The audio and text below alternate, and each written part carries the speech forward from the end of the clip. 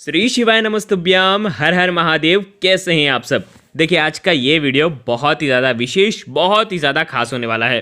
हम सभी जानते हैं कि कल है 22 मार्च और 22 मार्च के दिन है शुक्रवार और शुक्रवार के दिन है प्रदोष की तिथि और शुक्र प्रदोष का ये जो शुभ और दुर्लभ योग बन रहा है और इसी योग में आपको मात्र 5 बिंदी लगाना है और 5 चावल के दाने रखना है और आपकी जैसी भी प्रार्थना होगी वो निश्चित तौर पर भगवान शिव की कृपा से परिपूर्ण होने वाली है। बहुत ही प्यारे से उपाय होने वाला है।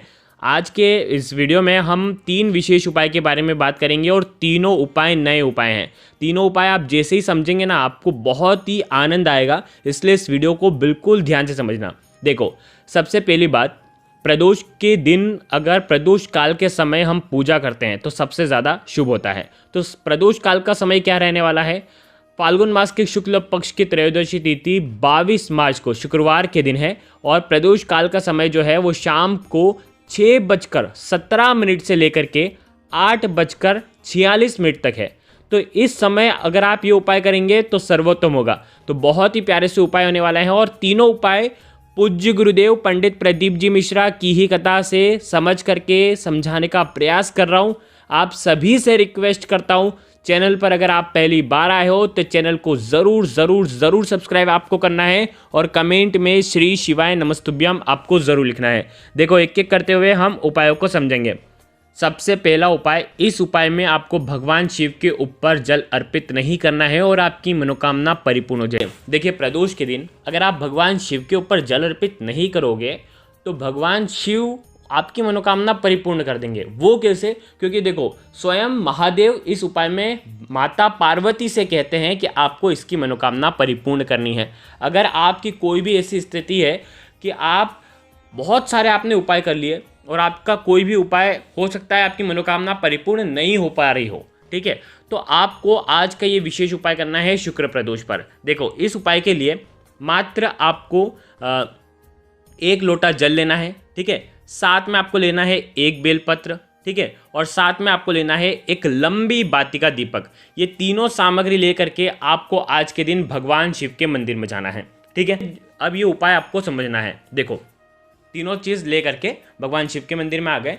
आपको सबसे पहले जो बेलपत्र है वो भगवान शिव के शिवलिंग पर आपको अर्पित कर देना है। अर्पित कैसे करोगे? डंडी का हिस्सा जलाधारी की तरफ होना चाहिए और पत्ती आपको उल्टी रखना है, चिकना वाला हिस्सा नीचे की साइड होना चाहिए, ठीक है।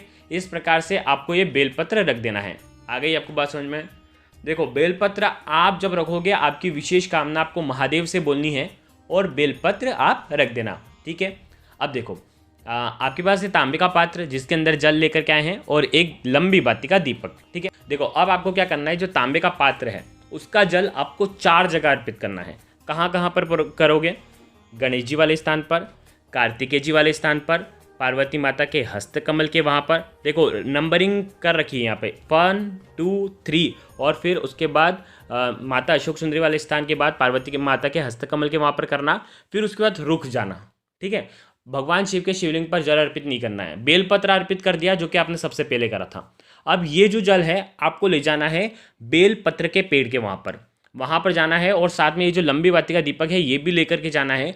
अब आपको लंबी बाती का दीपक वहाँ पर बेलपत्र के पेड़ के नीचे लगाना है और 1 लोटा जल, जो जितना भी जल बचा है वो जल आपको वहाँ पर बेलपत्र के पेड़ की जड़ में आपको अर्पित कर देना है। ये उपाय जो भी व्यक्ति करता है तो महादेव ये सोचते हैं कि इसने मेरे ऊपर जल अर्पित क्यों नहीं करा, लेकिन फिर भी ये उपाय करने से आपको ये लाभ होता है कि महादेव सोचते हैं कि इसने मेरे ऊपर जल अर्पित क्यों नहीं करा और आपकी जो भी मनोकामना है उसको परिपूर्ण करने के लिए माता पार्वती से कहते हैं और माता पार्वती भगवान शिव का कहना कभी नहीं टाल सकती। तो आपकी जो भी मतलब कभी ऐसा हो ना, ये उपाय तभी करा जाता है जब आपकी मनोकामना परिपूर्ण हो ही नहीं रही है, जब आप भगवान को मना कर थक गए हैं लेकिन भगवान मानने को तैयार नहीं है, तो आप उस समय ये उपाय आपको करना है। तो ये समय प्रदोष का ही होता है, तो प्रदोष के दिन आपको ये उपाय करना है। प्रदोष काल के समय माता पार्वती आपकी मनोकामना परिपूर्ण करेगी भगवान शिव के कहने पर। मात्र इतना सा उपाय करना, आपकी जो भी विशेष कामना होगी वो माता पार्वती स्वयं परिपूर्ण करेगी। ये हो गया पहला उपाय। अब हम बात करते हैं दूसरे उपाय की। ये उपाय भी बहुत ज़्यादा खास है। मात्र आपको कच्चा दूध अर्पित करना है और आपकी जो भी विशेष कामना है, जो भी सक्सेस से जुड़ी हुई है, विशेषकर बच्चे जो चाहते हैं कोई भी काम अगर वो करना चाहते हैं, एग्जाम अगर वो देने वाले हैं, तो उसके पहले वाली ये शुक्र प्रदोष पर ये उपाय कर सकते हैं। साथ ही साथ अगर आप किसी भी कार्य में सफल नहीं हो पा रहे हैं तो आप ये उपाय कर सकते हैं। ये उपाय करना है कच्चे दूध से, ठीक है। एक कटोरी लेना, उसके अंदर कच्चा दूध लेना गौ माता का, ठीक है। 1 चम्मच भी गौ माता का दूध मिल जाता है ना तो भी ये उपाय हो जाएगा, समझ रहे हो। साथ में आपको लेना है एक बेलपत्र, मात्र एक प्यारी सी बेलपत्र लेना है, ठीक है। बेलपत्र ले लिया और कच्चा दूध ले लिया। अब आपको जाना है भगवान शिव के मंदिर में।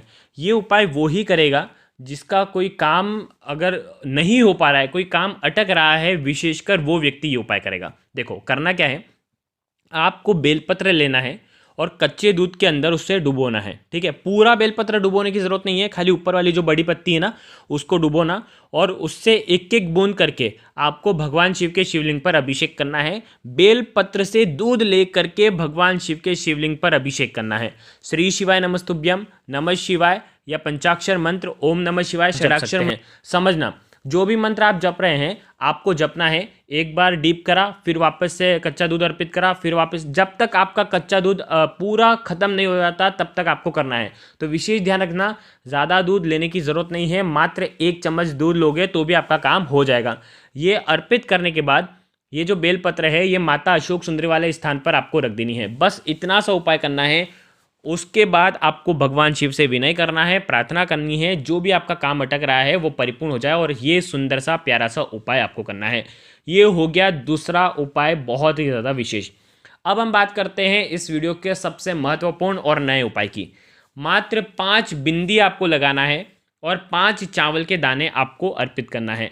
ये उपाय करने से आपके जीवन के सारे विघ्न, सारे संकट, सारी परेशानियां दूर होगी। साथ ही साथ जिन लोगों को डर लगता है, कोई काम करने में डर लगता है, गलत गलत स्वप्न आते हैं, सर्प के स्वप्न आते हैं, मृत्यु के स्वप्न आते हैं, या किसी के भी पितृ के स्वप्न आते हैं, या कोई भी ऐसा गलत या कोई भी आपको स्वप्न आता है जिससे आप डरते हैं या आप किसी भी कार्य को करने में डर रहे हैं, तो फिर ये उपाय आपको पातालेश्वर महादेव का विशेष उपाय है।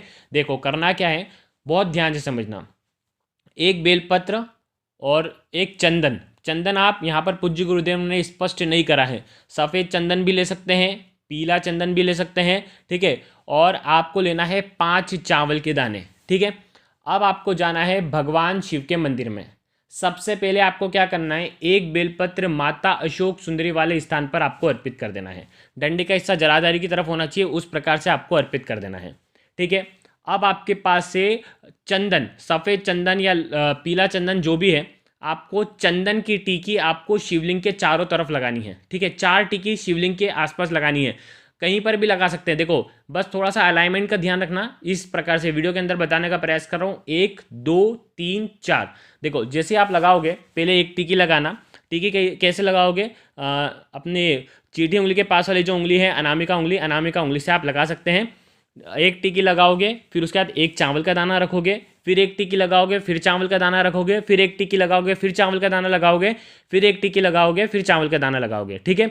4 टिक्की लगा ली। फिर अंत में जो 5वीं टिक्की है वो आपको भगवान शिव के शिवलिंग के ऊपर लगानी है और उसके ऊपर भी एक चावल का दाना आपको रखना है। चावल का दाना खंडित नहीं होना चाहिए, ठीक है। अब आपको क्या करना है, महादेव से प्रार्थना करना है, पातालेश्वर महादेव से प्रार्थना करना है, और वो बेलपत्र औषधि के रूप में आपको ले लेना है। और जिस भी व्यक्ति को डर लगता हो किसी भी काम करने में, उस व्यक्ति को इसका आचमन कराना है। तो हो सके तो छोटी बेलपत्र ही उपयोग में लेना ताकि वो ग्रहण कर सके। बस इतना सा उपाय, प्रदोष के दिन ही इसे ग्रहण करना है, रात्रि में। अगर आप ये उपाय करते हैं तो आपके जीवन की जो भी परेशानी है, निश्चित तौर पर वो डर जो है वो दूर हो जाएगा। आज के इस पूरे वीडियो में हमने 3 विशेष उपाय के बारे में आपको बताया है। अगर आपको कुछ समझ में ना आए तो कमेंट में एक बार पूछ लेना, गलती नहीं करना है। श्री शिवाय नमस्तुभ्यम। हर हर महादेव।